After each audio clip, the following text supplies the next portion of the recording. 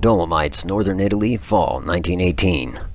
Italy and Austro-Hungary are deadlocked among the Alps, braced by snow-capped mountains.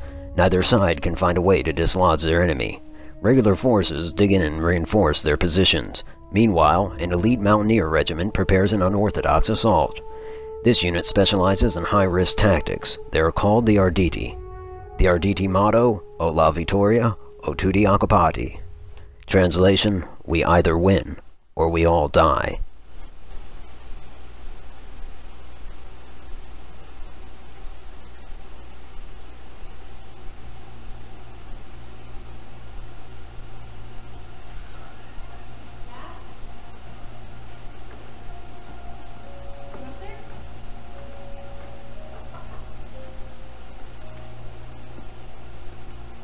Are you all right? We're ready for you to cut the cake. Wow, these are incredible. Yes, it was an incredible time. You looked very handsome in that uniform.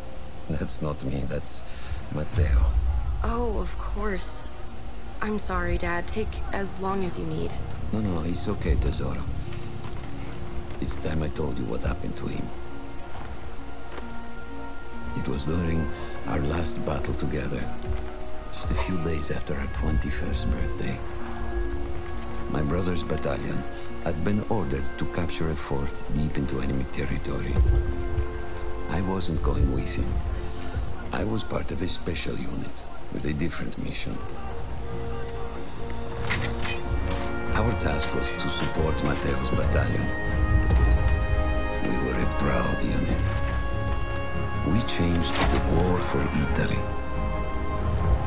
The Arditi.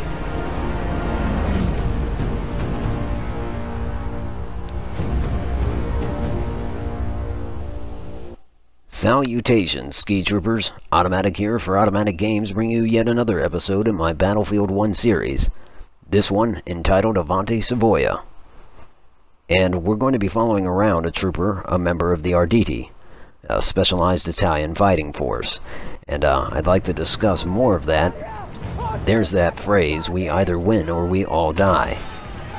The route I'd like to take in explaining the Arditi is this. Imagine you're a tactician in the First World War. After the Battle of the Frontiers, the Germans have come close to Paris, and then, at the First Battle of the Marne, they are repelled and pushed all the way back to the River Aisne. There they dig in, and on September 14th, 1914, General John French, a British commander, orders his soldiers to dig in, to entrench, and the rest will be history for the following years. Trench warfare. And how does one overcome this trench warfare? How will you go about doing it? Well, on the one hand, you can use combat engineers. Send them out overnight. For the Italians, these were groups like the Companies of Death. You'd go out, under the cover of darkness, remove obstacles, clip barbed wire, and generally do whatever you possibly could to make way for the following day's infantry assault. And yet you must do something more. And so, you develop soldiers that can get into the enemy trenches. Or maybe you don't. You know, in the third episode of Friends in High Places, where I talked about one of my ancestors, part of his story was how men were pulled from the company and ordered to do a trench raid. And this was common practice for all of the armies. But ultimately, what you wanted to accomplish in a trench raid was capture intelligence, capture prisoners, and bring them back to your lines, hopefully incurring as few casualties as possible. Using similar tactics, the tacticians, the grand strategists of the armies, wanted to come up with specialized groups that would do more than just gather intel and take prisoners. It would basically visit hell upon the troopers in the opposing trenches. the Germans, of course, these were the stormtroopers. For the Austrians, they were the yacht commandos. And for the Italians, they were the Arditi. Now, for the Germans and Austrians, we know where that came from. Stormtroopers, obviously, they were developed a long time ago in a galaxy far, far away. But for the Italian forces, I'm sorry, I had to do that. You might say they kind of stem from those companies of death, but they weren't combat engineers per se, they were so much more. Troops that were put into the Arditi, they were pulled from the general infantry. They were pulled from the Bersaglieri, which was the Italian light infantry. Bersaglieri actually translates to marksman. Or they were pulled from the Alpini, which is the Italian mountain infantry. Their skill set could be found to be like a composition of all three of those branches that I just named.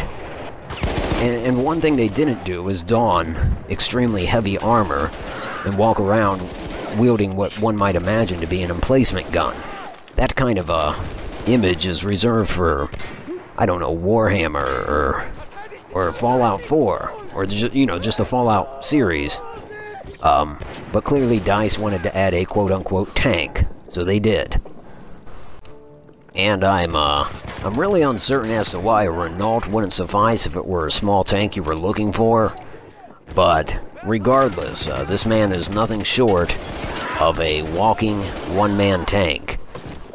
Albeit an anti-infantry tank, seeing as he's not wielding a 6-pound cannon. But he might as well be, really. After all, the MG-08 would be traditionally operated by a 4-man crew, which smacks of a mid-90s rap group. Perhaps I'm thinking of 2 Live Crew. I apologize. I haven't had anything to drink today in terms of alcohol, so I really can't account for this goofy narration, but nonetheless, let's proceed with it. In terms of the armor that Luca here is wearing, certainly in World War I there was an attempt to utilize armor to reintroduce it to warfare, but armor would be kind of relegated to, field gunners, machine gunners, land-based stationary sentries, people that didn't really need to maneuver on a battlefield at a great clip. On a domestic front, perhaps you'd see armor worn by Imperial Guards or those of the Vatican, but somebody with Luca's MO would not be wearing this kind of armor, especially if that includes raiding or storming enemy trenches. We talked about in the last video how the Arditi climbed cliff faces to dislodge an Austrian platoon from the top of a mountain. And if you're doing that kind of work, full plate armor just ain't gonna cut it. Now, I'm gonna keep in mind that this is just a video game, so perhaps I'll dismount off my high horse and move on. And maybe I should move on past the Arditi.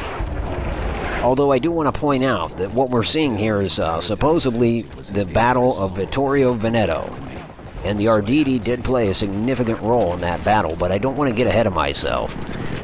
Indeed, if you want to learn more about the Arditi, I highly urge you to look it up, or I suggest, and I know that I've said this before, that you check out or subscribe to the Great War Channel here on YouTube.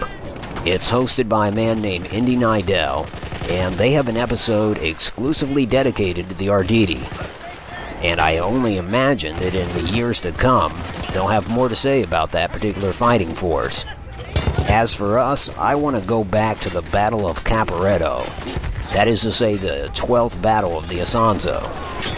And in order to discuss that, I suppose we should talk about the 11th Battle of the Isonzo, keeping in mind that this is a slippery slope, and I don't want to end up having to talk about the 1st, 2nd, 3rd, 4th, 5th, 6th, 7th, 8th, 9th, 10th battles of the Isonzo.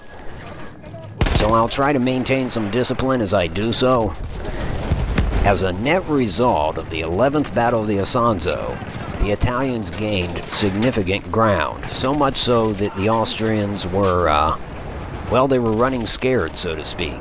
Not literally, that's kind of an old school phrase, If you're not familiar with it, what it means is that you're operating with great apprehension. To that point, Emperor Karl fires off a letter to the Kaiser requesting additional German forces be sent to the Italian front. And the Kaiser reacts favorably, perhaps not behind closed doors to his confidants, but logistically anyway, he does respond favorably. He dispatches 7 German divisions to the Italian front.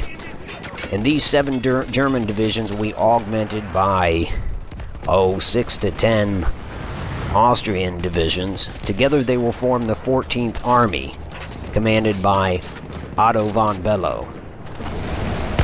And these divisions, they're kind of hand-picked. They're kind of just a perfect fit for this terrain. To that point, you've got the 200th Division, which includes ski troops. You have the 117th, which has plenty of mountainous experience in the Carpathians. And I'd be remiss not to mention the famed Alban Corps. That's the Bavarian Mountain Division, and of which Rommel, by the way, is a company commander. And this is the same Rommel that we're going to see in World War II, the Desert Fox. One of the greatest tank commanders in world history, at least in my opinion. And I don't think it's just limited to my opinion, to be honest. I'm sure you've heard of him. But I don't want to talk too much about Rommel either. Having said that, in terms of his actions in World War I, and even at the Battle of Caporetto, I mean, the man, he lived an exciting life, to say the least.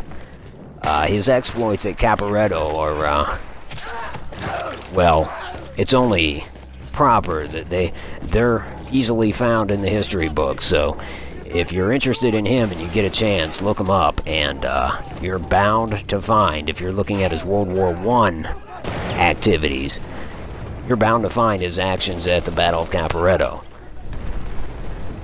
But so all these German divisions augment the Austro-Hungarian divisions on the Italian front. And meanwhile, you know, Marshal Cadorna, the Italian chief of staff, he has been in such a habit of launching Italian offensives, generally like one every 3 months, that in a way they've almost become complacent with launching the offensives, which makes them subject to surprise should the combined Austro-Hungarian-German forces launch a counteroffensive. And part of this complacency results in the Italian front holding the bulk of the Italian forces, the front line that is. Behind that, you kind of have a scattering of troops in the middle, and your reserves are very, very far behind. Not to conjure Bill Murray, but what that in effect creates is a metaphorical Twinkie of a formation, that is to say a soft interior. Creamy not so much, but soft nonetheless, and that's exactly what Austrian Marshal Svetozar Borojevic intended to exploit, and he did, to great effect utilizing stormtrooper tactics, that is to say, bypassing Italian strongpoints on the front line and wreaking havoc on their interior lines. This compelled the Italian forces to fall back from their positions on the Isonzo. They fell back past the Tagliamento River, and especially on these rivers, the Arditi were desperately attempting to fight rearguard actions. But nonetheless, the Central Powers kept pushing, and ultimately the Italians fell all the way back to the Piave line, which sort of rests along the Piave River. An important feature along the Piave River is a giant massif, or mountain range, called Monte Grappa, and there would be 3 subsequent battles fought atop Monte Grappa. The first immediately followed Caporetto, and in fact could be considered part of that battle. Caporetto started on October 24th, 1917. The first Battle of Monte Grappa took place in November and December of that same year. The second was the following June, when, a result of the Russian capitulation, the Austrians were reinforced. They launched a dual-pronged offensive across the Piave River, but flooding washed away their pontoon bridges, which had a devastating effect on their attempted offensive. The third battle was this: Vittorio Veneto. Take down the last man. But then I hear a noise that I will never forget. They were targeting Matteo's unit below me. So I do the only thing I can. Now, the net results of the Battle of Caporetto were the Italians had fallen all the way back to the plains of the Po.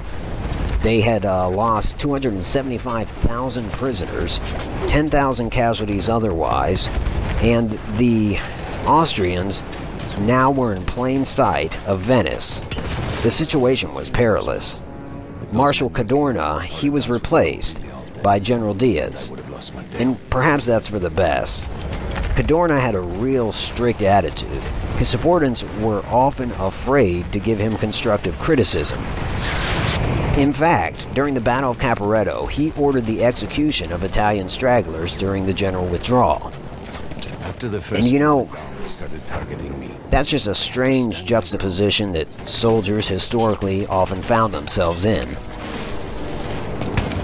And as an aside, on my dining room wall, I have hanging a United States line officer's sword from the Civil War.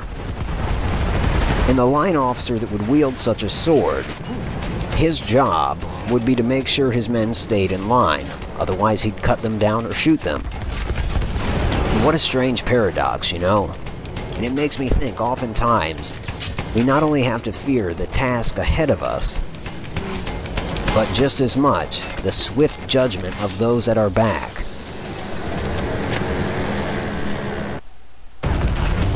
Anyhow, those executions ordered by Cadorna, they're kind of described in the novel A Farewell to Arms. Nothing could dent it. Even though that's kind of a loosely based in reality, but the fact is he did order those executions.